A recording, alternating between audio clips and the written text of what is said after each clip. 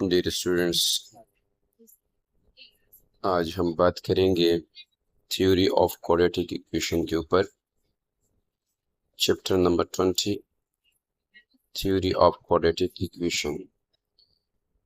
सबसे पहले हम बात करेंगे कि दर हकीकत में क्वाड्रेटिक इक्वेशन है क्या चीज़ और इसको क्वाड्रेटिक इक्वेशन क्यों कहते हैं, और फिर आगे सवालात की तरफ बढ़ेंगे। स्टूडेंट्स, सामने स्क्रीन पे आपको एक इक्वेशन नज़र आ रही है और इस इक्वेशन में लिखा हुआ है x² + 5x - 6 = 0। पहली बात यह है कि इक्वेशन क्यों है। ये इक्वेशन इसलिए है कि इसमें यहाँ पर एक साइन मौजूद है इक्वल का, और जब दो एक्सप्रेशन के दरमियान इक्वल का साइन मौजूद हो so this is called equation. Quadratic equation इसको क्यों कहते हैं। नेक्स्ट सवाल है कि जब हमारे पास कोई इक्वेशन हो और वो सेकंड डिग्री का हो, यानी उसमें वेरिएबल की हाईएस्ट पावर 2 हो, so we will say this is quadratic equation. तीसरी बात यह है स्टूडेंट्स कि जब हम क्वाड्रेटिक इक्वेशन की बात करते हैं तो एक क्वाड्रेटिक इक्वेशन के रूट्स हमारे पास दो होते हैं, दो रूट्स होते हैं, या दूसरे अल्फाज में कि जब हम x की वैल्यू कैलकुलेट करते हैं तो हमारे पास 2 आंसर्स आते हैं। स्टूडेंट्स, किताब में पहला सवाल है और वो सवाल हमारे पास है, find the nature of the root by using discriminant, या वो कहता है कि using discriminant find the nature of the roots of the following quadratic equation. पहला हमारे पास है x² + 5x - 6, जैसे हमने पीछे डिस्कस किया। यही सवाल है, पार्ट नंबर फर्स्ट है हमारे पास। इस पार्ट नंबर फर्स्ट को हम सॉल्व करने से पहले स्टूडेंट्स यहाँ पर देखेंगे कि जब हम डिस्क्रिमिनेंट को यूज़ कर रहे हैं और नेचर मालूम करने हैं रूट्स के, तो इस सूरत के अंदर हमारे पास 3-4 बातें हमें पता होनी चाहिए। इसमें पहला जो हमारे पास पॉइंट है कि अगर डिस्क्रिमिनेंट मेरे पास, यानी डिस्क्रिमिनेंट से यह मुराद ये है कि डेल या डी, अगर ये डेल मेरे डेल चूंकि बराबर होता है b² - 4ac के, इस डिस्क्रिमिनेंट की वैल्यू, यानी ये जो हमारे पास सामने स्क्रीन पे इक्वेशन नज़र आ रही कि डेल्टा बराबर है b² - 4ac, अगर इसकी वैल्यू स्टूडेंट्स मेरे पास ग्रेटर देन 0 आती हैं। पहली बात ये कि ग्रेटर देन 0 का मतलब क्या है। ग्रेटर देन 0 का मतलब ये है कि ये वैल्यू अगर पॉजिटिव में आती है, और दूसरी बात ये है कि वो वैल्यू अगर परफेक्ट स्क्वायर हो तो हमारे पास क्या होगा, जो रूट्स बनेंगे वो पहली बात है कि रियल होंगे, दूसरी बात यह कि रैशनल होंगे, और तीसरी बात है कि वो अनइक्वल होंगे। सिमिलर मैनर से स्टूडेंट्स, अगर हमारे पास डिस्क्रिमिनेंट की वैल्यू ग्रेटर देन 0 है, यानी पॉजिटिव है, और ये परफेक्ट स्क्वायर नहीं है, नॉट अ परफेक्ट स्क्वायर, तो रूट्स तो रियल होंगे लेकिन इर्रेशनल होंगे, रेशनल नहीं होंगे और अनइक्वल होंगे। तीसरे में हमारे पास है, अगर डेल्टा बराबर है 0 के, यानी डिस्क्रिमिनेंट 0 के बराबर है, तो रूट्स आर रियल होंगे, रेशनल होंगे और इक्वल होंगे। इस तरीके से अगर डेल्टा लेस देन 0 है तो रूट्स आर इमेजनरी होंगे एंड अनइक्वल होंगे, यानी बराबर नहीं होंगे और इमेजनरी का मतलब होता है कि ये रियल नंबर्स नहीं होंगे, और अनइक्वल होंगे यानी इसका मतलब ये है कि ये कॉम्प्लेक्स कंजुगेट होंगे एक दूसरे के। इसका मतलब ये होता है कि a + आयोटा b, तो ये कॉम्प्लेक्स नंबर में ये रियल नंबर है हमारे पास, ये इमेजिनरी नंबर है, और ये अपोजिट होंगे, यानी a - आयोटा b होगा, यानी एक दूसरे के कंजुगेट में ये होता है कि आपके पास जो रियल पार्ट होता है वो सेम होता है, जबकि आपके पास जो इमेजिनरी पार्ट होता है वो अपोजिट होता है। आइए स्टूडेंट्स पहला वाला करते हैं ताकि हमें पता चल जाए कि इसको सॉल्व कैसे करेंगे। तो सॉल्यूशन की तरफ जाते हैं, और यहाँ पर मेरे पास इस इक्वेशन से अगर मैं देखता हूँ तो x के यहाँ पर कोफिशिएंट 1 है, सो मैं लिख सकता हूँ a is equal to 1, b is equal to 5 जो कि x का कोफिशिएंट होता है, और c जो मेरे पास कांस्टेंट वैल्यू होती है वो मेरे पास है -6।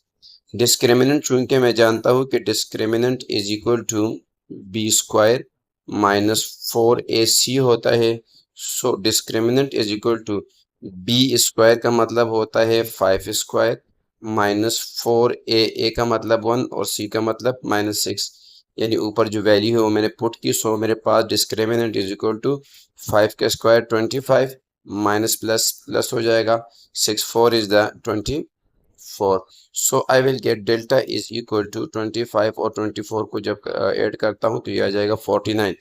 इस सूरत के अंदर अगर हम देखते हैं स्टूडेंट्स, तो मेरे पास पहली बात तो ये है कि डिस्क्रिमिनेंट की वैल्यू ग्रेटर देन 0 है, यानी ये वैल्यू मेरे पास पॉजिटिव आ गई। दूसरी बात ये कि 49 जो मेरे पास है ये 49 परफेक्ट स्क्वायर है।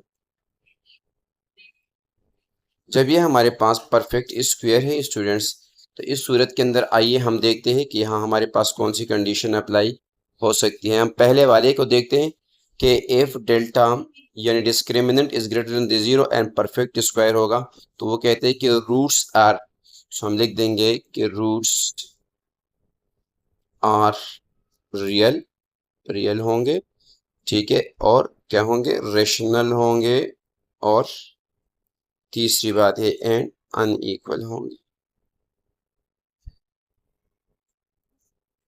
सो ये पहला पार्ट हमने सॉल्व किया स्टूडेंट्स। अब हम दूसरे पार्ट की तरफ जाएंगे and we will see.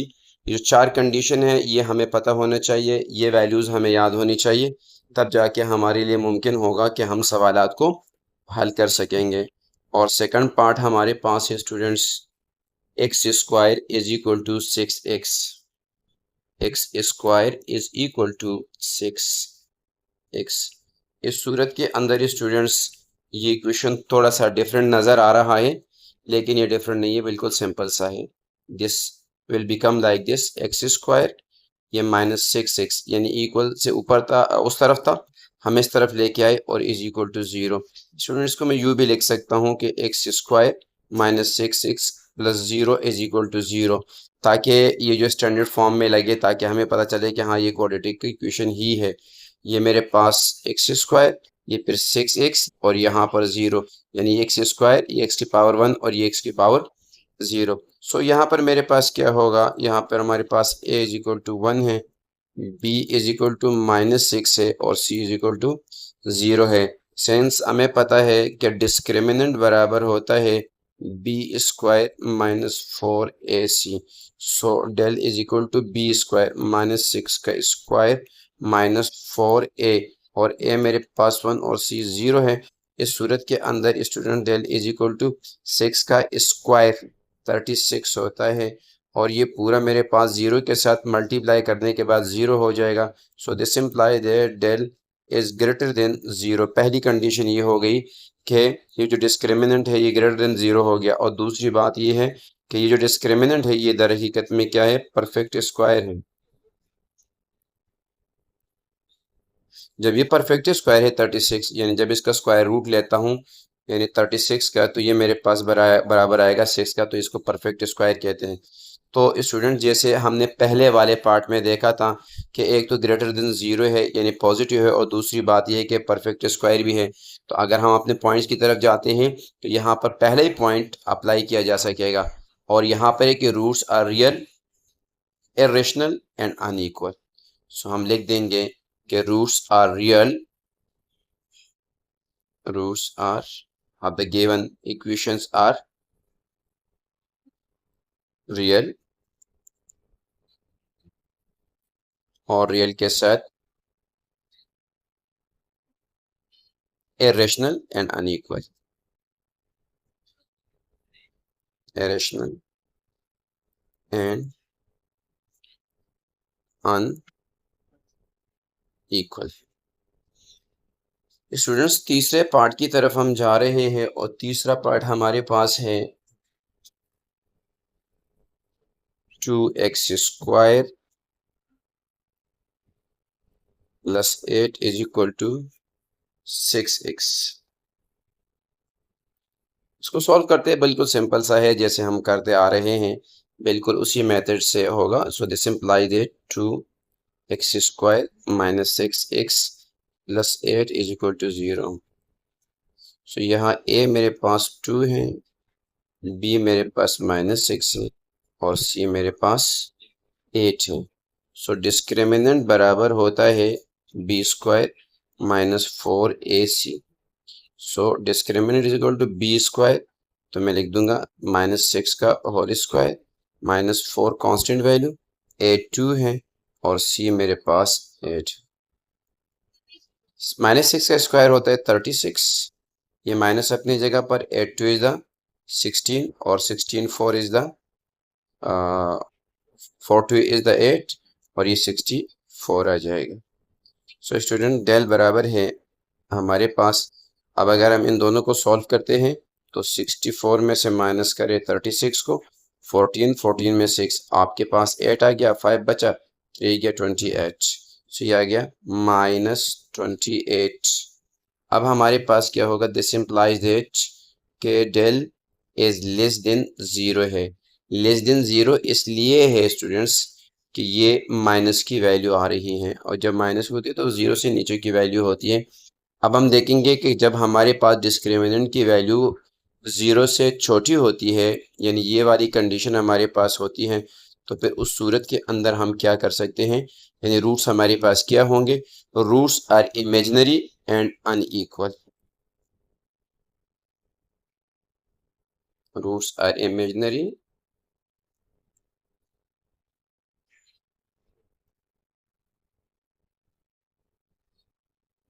And unequal. So तीसरा पार्ट भी हमारा स्टूडेंट्स हो गया। अब हम नेक्स्ट पार्ट की तरफ जा रहे हैं, और नेक्स्ट पार्ट मेरे पास है part number 4। So part number 4 को जब हम सॉल्व करेंगे स्टूडेंट्स, 1 + 6x + 9x² = 0 है। सो स्टूडेंट्स इसको सॉल्व करने के लिए हम क्या करते हैं कि हमारे पास कुछ यूँ सूरत हाल बनती है कि इसको स्टैंडर्ड फॉर्म में लिखते हैं, इक्वेशन को रीअरेंज करते हैं, 9x² + 6x + 1 = 0। और हमारे पास क्या होगा यहाँ पर, हियर a = 9 और b = 6 और c = 1। डिस्क्रिमिनेंट चूंकि हमें पता है कि ये बराबर होता है b² - 4ac का। So discriminant is equal to b²। b² का मतलब 6 का स्क्वायर -4a और हमारे पास c।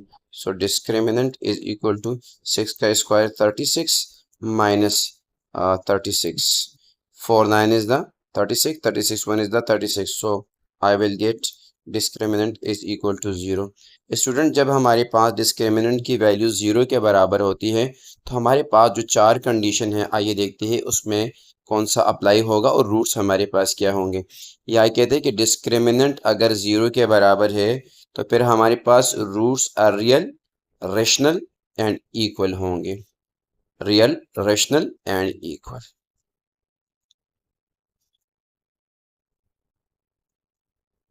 Roots are real, rational and equal. So ये भी पार्ट हमारे पास स्टूडेंट्स हो गया। नेक्स्ट पार्ट की तरफ हम जा रहे हैं अभी, और वो हमारे पास नेक्स्ट पार्ट जो है वो है हमारे पास 5। और 5 नंबर पार्ट में वो कहता है 24x² + 12x + 36 = 0। आइए स्टूडेंट्स इसको सॉल्व करते हैं, इसको सॉल्व करने की कोशिश करते हैं और देखते हैं कि हमारे पास क्या पोजीशन सामने आती है। स्टूडेंट्स यहाँ अगर हम देखते हैं तो एक चीज़ हमें नज़र आ रही है कि इसका सॉल्व करना थोड़ा दुश्वार नज़र आ रहा है। 24, 12 और 36 कोएफिशिएंट भी बड़े हैं और साथ में कांस्टेंट नंबर भी बड़ा है। तो मैं अगर इस इक्वेशन को थोड़ा सिंप्लीफाई कर दूँ तो थोड़ा सा बेहतर हो जाएगा। 12 कॉमन ले लेता हूँ, 12 कॉमन लिया मैंने तो मेरे पास 2x² plus x plus 3 is equal to 0 हो जाएगा। स्टूडेंट्स ये 12 उस तरफ जाके ये 0 हो जाएगा और मेरे पास इक्वेशन रह जाएगी 2x² plus x plus 3 is equal to 0। तो मेरे पास क्या हो जाएगा कि here a is equal to 2, b is equal to 1 and c is equal to 3। ये हो गया मेरे पास। अब हम जानते हैं कि डिस्क्रिमिनेंट हमारे पास बराबर होता है b² माइनस 4ac। सो हम वैल्यूज पुट करते हैं और हमारे पास आएगा 1 का स्क्वायर माइनस 4a और ये मेरे पास c। सो स्टूडेंट इस सूरत के अंदर 1 का square 1 minus 4 2 is the 8 and 8 3 is the 24। इसको जब सॉल्व करते हैं तो डिस्क्रिमिनेंट बराबर है -23 का और इसका मतलब ये हुआ कि डिस्क्रिमिनेंट इज लेस देन 0 है। जब डिस्क्रिमिनेंट हमारे पास लेस देन 0 होता है तो ये केस पहले भी हम स्टडी कर चुके हैं स्टूडेंट्स, लिहाजा हमारे पास क्या आएगा, रूट्स क्या आएंगे। हाँ हमने पढ़ा था कि अगर हमारा लेस देन होगा तो हमारे पास ये जो रूट्स होंगे ये नॉन रियल होंगे यानी कॉम्प्लेक्स होंगे और साथ में हमारे पास कंजुगेट ऑफ ईच अदर होंगे ठीक है। सो पिछले वाले पार्ट में हमने किया था, ठीक है। आप इसके साथ लिख भी दे वरना मैं लिख देता हूँ कि roots are non real I mean complex होंगे, ठीक है, नॉन रियल होंगे, कॉम्प्लेक्स होंगे, इमेजिनरी होंगे and conjugate of each other होंगे and conjugate of each other। Now students हम नेक्स्ट न्यूमेरिकल की तरफ जा रहे हैं और नेक्स्ट न्यूमेरिकल हमारे पास है न्यूमेरिकल नंबर है 6 और ये है x² plus 1 is equal to x, यानी x is equal to x² plus 1। ये न्यूमेरिकल नंबर है मेरे पास 6। आइए स्टूडेंट्स इसको सॉल्व करने की कोशिश करते हैं। x² माइनस x और प्लस 1 इज इक्वल टू 0। तो यह हमारे पास क्या होगा, here a is equal to 1, b is equal to -1, c is equal to 1। So बस हमारे पास स्टूडेंट्स हमें पता है कि del is equal to b² minus 4ac। So 4ac जब हमारे पास आता है स्टूडेंट्स वैल्यूज पुट करते हैं और डेल बराबर है -1 का स्क्वायर माइनस 4a और c। सो स्टूडेंट्स हमारे पास डेल इज इक्वल टू -1 का स्क्वायर 1 होता है, माइनस अपनी जगह पर 4 1 इज द 4 4 1 इज द 4 4, तो मेरे पास आ जाएगा डेल बराबर है -3 और इसका मतलब ये हुआ कि दिस इज लेस देन 0 है। ये स्टूडेंट्स ये केस हमने ऊपर वाले सवाल के अंदर भी पढ़ा कि लेस देन 0 है तो roots are non real and conjugate of each other होंगे। तो ये सिंपली आप लिख दीजिएगा इसके साथ, ठीक है। अच्छा नेक्स्ट पार्ट की तरफ जानते हैं स्टूडेंट्स और नेक्स्ट पार्ट मेरे पास है पार्ट नंबर 7 है और पार्ट नंबर 7 है ये है 3x² plus 6 is equal to 5x, 3x² minus 5x plus 6 is equal to 0। तो स्टूडेंट्स यहाँ पे मेरे पास a बराबर है 3 के और b बराबर है -5 के और c बराबर है 6 के, यानी वैल्यूज़ हमने यहाँ से चूज़ की कोफिशिएंट की, ठीक है, और कांस्टेंट वैल्यू। सो हमें पता है कि डिस्क्रिमिनेंट बराबर है b² माइनस 4ac का। So I can write this is equal to b² minus 5 का whole square minus 4 into a into c। So students del is equal to 25 minus अपनी जगह पर 4 3 is the 12, 12 6 is the 72। so del is equal to, इन दोनों को solve करें, 72 में से 25 को माइनस करें स्टूडेंट्स, तो ये 12 में आपके पास 5 जाएगा तो आपके पास 7 1 कैरी 6 में 47 आ जाएगा -47।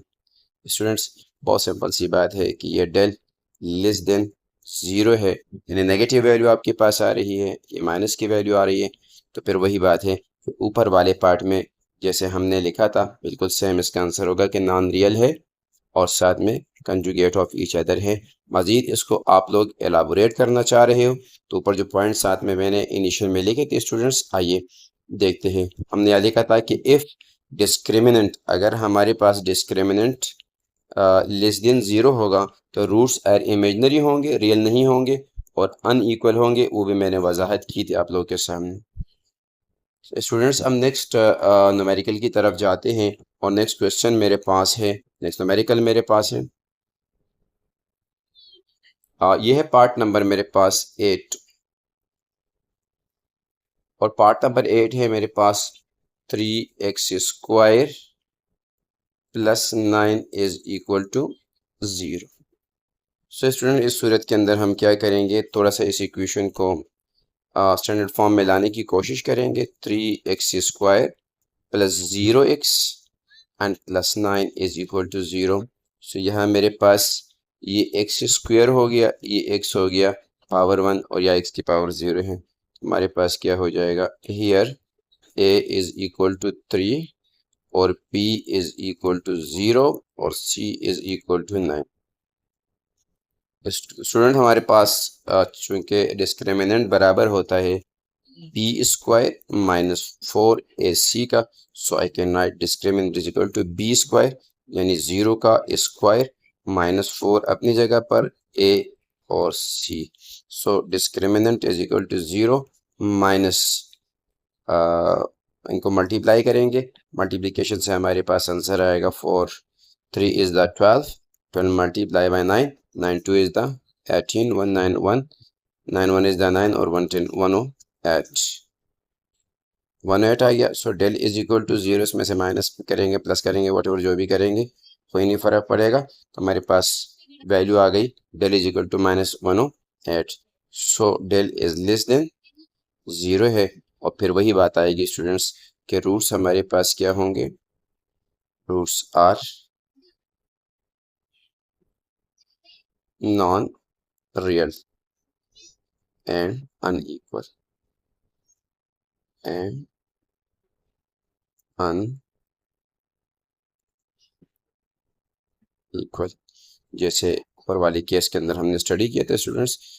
दोबारा वो पॉइंट आपको एक दफ़ा दिखा देते हैं कि रूट्स आर इमेजिनरी, इमेजिनरी होंगे और अनइक्वल होंगे, रियल नहीं होंगे तो इमेजिनरी होंगे, अनरियल होंगे।